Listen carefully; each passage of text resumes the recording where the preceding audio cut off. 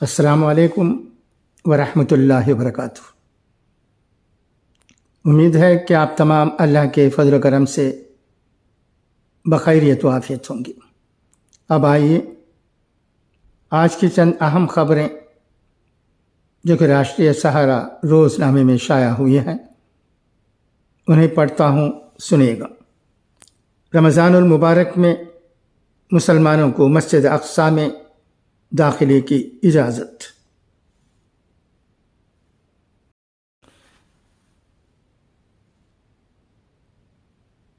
तल अबीब, इसराइल ने फ़ैसला किया है कि पिछले सालों की तरह इस साल भी रमज़ानुल मुबारक के आगाज़ में मुसलमानों को मस्जिद अक़सा में दाखिले की इजाज़त दी जाएगी। बैनुल अक़वामी खबर रसा इदारे की रिपोर्ट के मुताबिक इसराइली वज़ीर आज़म नेतन्याहू का इस हवाले से कहना था कि पिछले सालों की तरह इस मरतबा भी रमज़ानुल मुबारक के पहले हफ्ते के दौरान ज़्यादा से ज़्यादा मुसलमान नमाजियों को मस्जिद अक़सा जाने दिया जाएगा। रिपोर्ट्स के मुताबिक रमज़ान के पहले हफ्ते में इतनी ही तादाद में इबादत गुजारों को मस्जिद अक़सा में दाखिल होने की इजाज़त दी जाएगी जितनी पिछले साल दी गई थी। गैर मुल्की मीडिया का इस हवाले से कहना है कि हर हफ्ते सिक्योरिटी और हिफाजत के हवाले से सूरत हाल का जायज़ा लिया जाएगा और इसी के मुताबिक फ़ैसला किया जाएगा।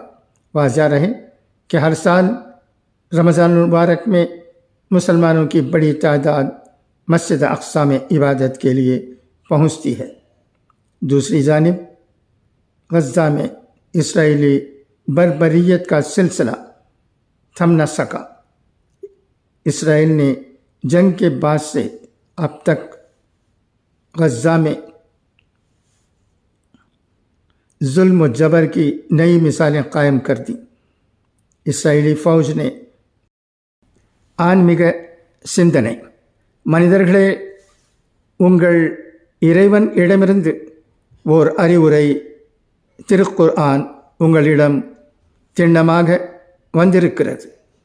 இது இதயங்களில் உள்ள நோய்களை குணப்படுத்தக்கூடியதாகவும் தன்னை ஏற்றுக்கொள்ளக்கூடியவர்களுக்கு வழிகாட்டக்கூடியதாகவும் ஓர் அருள்கொடையாகவும் திகழ்கிறது. திருக்குர்ஆன் 10.57. அஸ்ஸலாமு அலைக்கும். நீங்கள் அனைவரும் நலமாக இருப்பீர்கள். தினமணி பத்திரிகையில் வெளிவந்திருக்கும் ஒரு சில முக்கிய செய்திகளை படிக்கிறேன், கேட்பீராக. பெங்களூரு குண்டுவெடிப்பு வழக்கு, துப்பு கொடுத்தால் ரூபாய் 10 லட்சம் சன்மானம். NIA அறிவிப்பு. பெங்களூரு மார்ச் 6. பெங்களூரு உணவக குண்டுவெடிப்பு வழக்கில் குற்றவாளியை கண்டுபிடிக்க துப்பு கொடுத்தால் ரூபாய் 10 லட்சம் சன்மானம் வழங்கப்படும் என்று தேசிய புலனாய்வு முகமை NIA அறிவித்துள்ளது.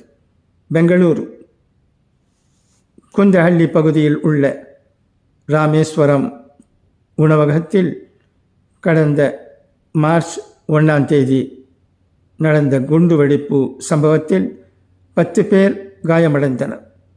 இந்த விவகாரத்தை கர்நாடக காவல் துறையின் மாநகர குற்றப்பிரிவு CBI போலீசார் விசாரித்து வரும் நிலையில் தேசிய புலனாய்வு முகமையும் NIA வழக்கு பதிவு செய்து விசாரித்து வருகிறது. 30 வயது மதிக்கத்தக்க நபர் ஒருவர் வெடிகுண்டு இருந்த பையை உணவகத்தில் வைத்துவிட்டு நடந்து செல்லும் CCTV காட்சிகளை NIA அதிகாரிகள் கைப்பற்றியுள்ளனர். அந்த நபர் தனது அடையாளத்தை மறைக்கும் வகையில் முகமூடி தொப்பி அணிந்திருந்தார். எனினும் கணினி மூலமாக மர்ம மனிதரின் முகத்தை கண்டறிந்துள்ள NIA அதிகாரிகள் அவரது புகைப்படத்தை X பக்கத்தில் வெளியிட்டுள்ளனர். மேலும் அவரை பற்றி துப்பு கொடுத்தால் ₹10 லட்சம் சன்மானம் வழங்கப்படுவதாக அறிவித்துள்ளனர்.